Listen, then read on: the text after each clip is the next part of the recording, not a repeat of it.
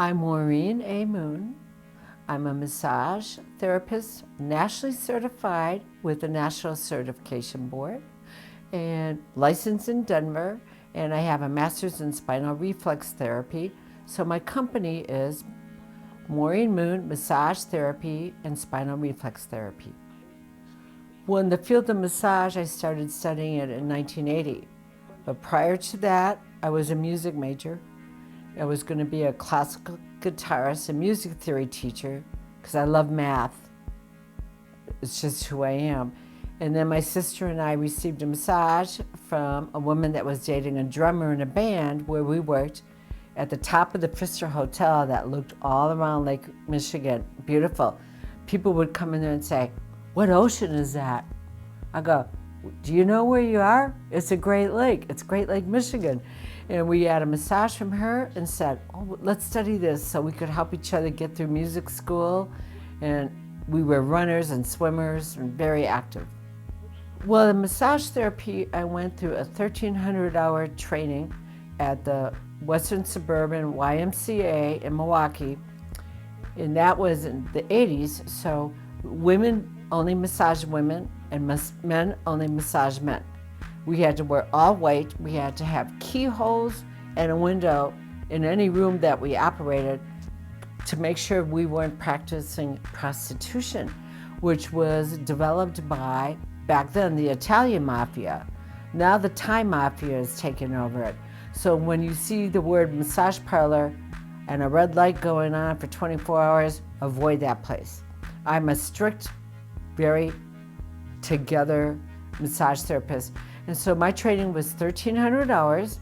And then because I served on so many boards and committees and volunteer work, I got to take a lot of free education around the country. So I've studied orthopedic massage, craniosacral therapy massage, acupressure, all that stuff. I have so many certificates in so many different areas. And I study meditation and color therapy. And I incorporate that when I can feel what my client is needing that day. I have trained in a lot of pre and post surgery. One of my specialties is neuromuscular therapy, and Ben Benjamin's work, Listen to Your Pain, studying tendons. So the interesting thing that people don't know about a muscle is a muscle, just to give you an example, it has an origin, it spreads out, and that is flat and fixed. And the tendons attach, and they're the things that move. And where you get your injuries is tendons. So I specialize a lot in tendon injuries, hip replacements, knee replacements, foot surgeries. I've studied with so many osteopathic people and orthopedic doctors. And so I just know what to do with that client because every client is unique. So when I started this, it was called spinal reflex attachment therapy. Now it's spinal reflex therapy. It was developed by a doctor in Durango, Colorado, a chiropractor. He studied the works of Sutherland and his partner in Germany, who are osteopaths. But they didn't do anything with the research, so Dr. Gerald decided to further his practice as a chiropractor because he didn't want to just snap, crackle, pop. And he studied this and created his whole workshop. I was one of his first teachers with that group. And so I brought him to Boulder area, introduced his work to a bunch of massage therapists here. He let me take it for free. He helped me with my sciatic nerve problems so much. I was like, I've got to learn this. And he taught me exercises to do. So I took his 3-level trainings 3 times and worked at his clinic to get my master's degree, and he worked on the Discovery Channel bicycle team. All his clients that were coming in, he would check them out and he would tell me, this person's got a lumbar 1 on the right. This one has a sacral, and you'll know this more when I show you the chart. And they'd come in the room, and I was so nervous, like I'm working on these athletes, famous athletes, and they loved me. And I came back to Boulder and I went, oh, I'm going to get more trained in this. So I took all 3 classes 3 times and got my master's and started teaching it. I don't teach it anymore because I don't like traveling. And he changed his format to all these computers and sounds, and I don't like any electronics in my room. I want it peaceful and quiet, except for the music that they want to listen to. But all my clients who have received this said this is the best work they've ever received. I start my massages face up because I want to see people's facial expressions. I watch them walk in the door. I watch their posture, how they're holding their shoulders. Are they carrying a purse? Are they carrying a brief bag? How their feet look. So by the time they come in, I already have notes that I can write down what I've noticed. And a lot of therapists do not do faces, and my specialty is faces. So I start face up because the person, especially if they're new, they're comfortable talking to you.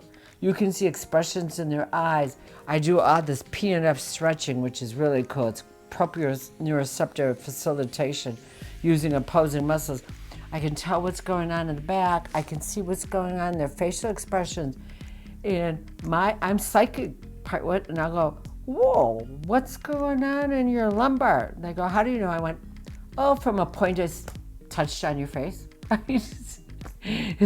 They're like, you're psychic. I go, you know what? I am a little bit.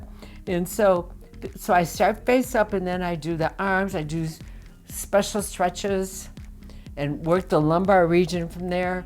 And then I do each arms, and I really work on the hands and fingers. Then I do each of the legs, and I love to do the abdomen. Not everybody wants their abdomen done, which is really sad because it's the best place you can work and work the organs.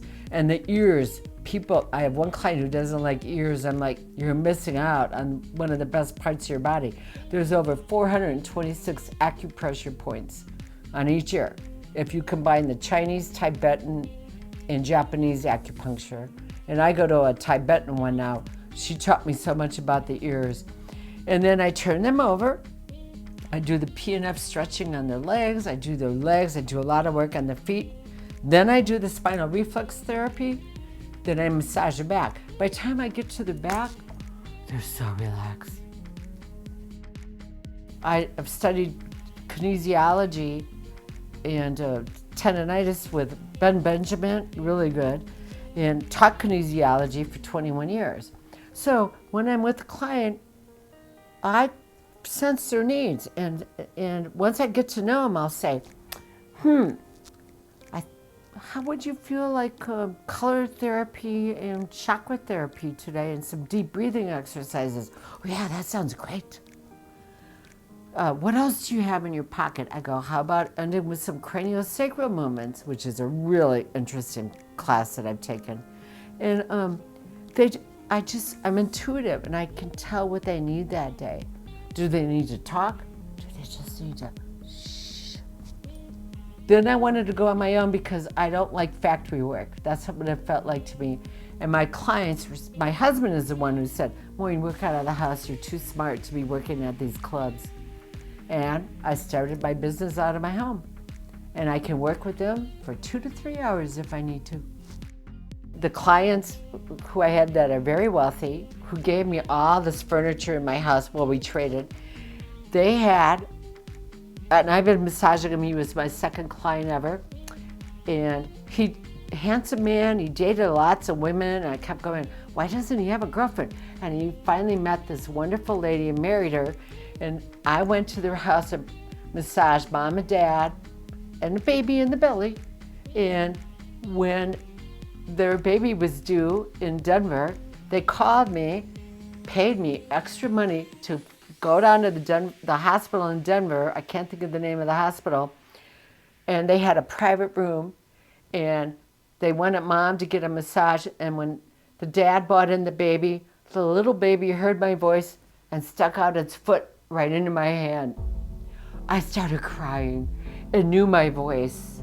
It was so cool. And she became the flower child in my wedding, and I massaged her and her dog and her mom and dad. And when she didn't like it when I massaged mom, she cried. But when I massaged Dad, she'd come in the room, so I got a little stool for her and I got her a little bottle of oil, and she helped me massage Dad's feet, and I taught her some stuff to do. Then Mom got pregnant second time, and they had a little boy, and they had moved away, so I didn't get to massage her during that pregnancy, but I got to massage the family and the beautiful, great dog that they have, which is a Mountain Pyrenees. The dog loved me the most. I'd get to the house, and so those are the moments that you just love. And to see the kids getting massages, they ask so many questions. They're so cute. Adults don't. They'll go, "Why are you doing that? What is that? What is that doing?" Well, this is percussion. This is not just me being a drummer. It's me waking up your deeper muscles. And I'm doing this just to warm up the area, and I'm doing this to get blood flow. They're so cute. Kids ask a lot of questions. When I was traveling for the AMTA Board of Directors, who was a massage therapy association, I got to take free classes all the time. All my classes at national meetings are free. It's just getting there, and I'm not traveling right now. So not enough people are coming to Boulder. I'm getting invited all over the world, Australia, Guatemala, to take these classes with some of the specialists that I've studied with. But I served on a board for 20 years, so I got a lot of free ed. And that's why I learned from Eric Dalton about orthopedic massage, and Ben Benjamin gave me a free class for Listen to Your Pain. And then I studied with Dr. Gerald. And so now we can do Zoom classes, or my massage therapy journal sends us classes, and we can do a written test. My work is to facilitate health and well-being in people. Your body heals itself. I don't call myself a healer. I don't like it when people do that. We're just facilitating. Like when the acupuncturist puts in needles, she's facilitating. I'm just putting a computer in your brain going, okay, I'm gonna muscle test this. Now I'm gonna do that. Now, please, you correct. Or when I'm massaging, I'm just telling the blood how to flow. I'm telling the body how to relax. And then I recommend homework to all my clients. And what frustrates me when they don't do their homework. It could be a couple stretches. It could be how to use ice and heat. People are so afraid of ice. It's better than ibuprofen.